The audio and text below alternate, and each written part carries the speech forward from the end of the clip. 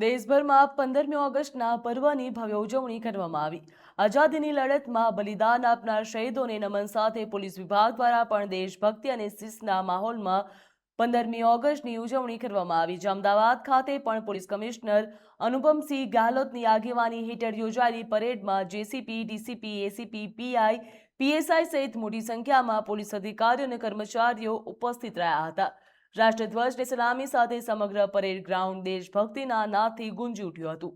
આ પ્રસંગે વર્ષ દરમિયાન પોલીસ દ્વારા કરવામાં આવેલી ઉત્કૃષ્ટ કામગીરીની પણ નોંધ લેવામાં આવી હતી, જ્યાં ગંભીર ગુનાઓનો ભેદ ઉકેલવામાં આવ્યો હતો। આરોપીઓને ઝડપી પાડવા તેમજ કાયદેસરની કાર્યવાહી, હથિયારો જપ્ત કરવા, શહેરમાં કાયદો વ્યવસ્થા જાળવવા માટે નોંધપાત્ર કામગીરી કરનાર પોલીસ અધિકારીઓ અને કર્મચારીઓને એવોર્ડ તથા પ્રશિસ્ત પત્રથી સન્માનિત કરવામાં આવ્યા હતા। દિવસ રાત નાગરિકોની સુરક્ષા માટે ફરજ બજાવતા પોલીસ જવાનોના યોગદાનને બિરદાવવા તેમજ સન્માનથી પોલીસ વિભાગમાં પણ ઉત્સાહનો માહોલ જોવા મળ્યો હતો।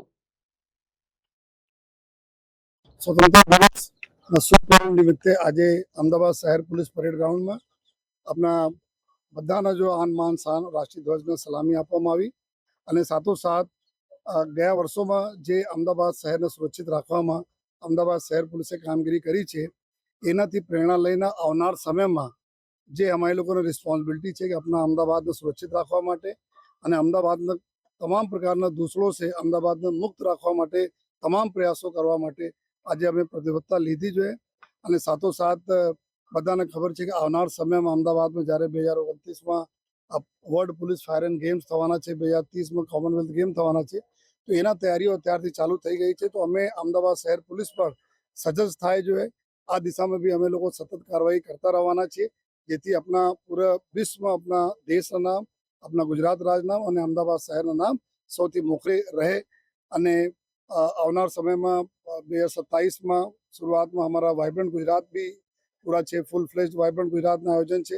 એના હિસાબથી જો અમારી તૈયારીઓ આવનાર સમયમાં તહેવારોમાં તૈયારીઓ આ બધાના અમે કાયદાના વ્યવસ્થા જાળવવા માટે આ પ્રતિબદ્ધતા લીધી અને સાથોસાથ અમારે શહેરમાં નવજવાનો નવયુવાનોના કે આ કોઈ પણ પ્રકારના જો ડ્રગ્સના દૂષણ છે એના વિરુદ્ધ જો અમારી લડાઈ વધુ તીવ્ર કરવા માટે જો અમે લોકો જો એક સ્ક્વોડ બનાવી છે તમામ પોલીસ સ્ટેશનોમાં એન્ટી નાર્કોટિક સેલ, એના આવનાર દિવસોમાં વધુમાં વધુ કડક કાર્યવાહી એવા તથ્યો પર અમે લોકો કરીશ જોઈએ।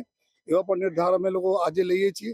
સાથોસાથ સાયબર ક્રિમિનલ્સ હોય અને અમારે ઇકોનોમિક ક્રાઇમ કરતા લોકો હોય, પબ્લિકને રંજાડતા લોકો હોય, કાયદાની વ્યવસ્થા ડિસ્ટર્બ કરતા લોકો હોય છે, ટ્રાફિકના સમસ્યાથી કેવી રીતે સ્મૂથ કરીએ, ટ્રાફિકના પૂરા નિર્વહન સારી રીતે થાય, આ તમામ દિશાઓ પર જો અમે લોકો આ વર્ષ જો પૂરા 26-27 વર્ષમાં ખૂબ મહેનત સાથે અમે લોકો કામ કરીશું। અને અમારા અમદાવાદ શહેર પોલીસ પરિવાર તરફથી અમારા અમદાવાદ શહેરના નગરજનોને આજના શુભ પર્વ નિમિત્તે ખૂબ ખૂબ બધાઈ।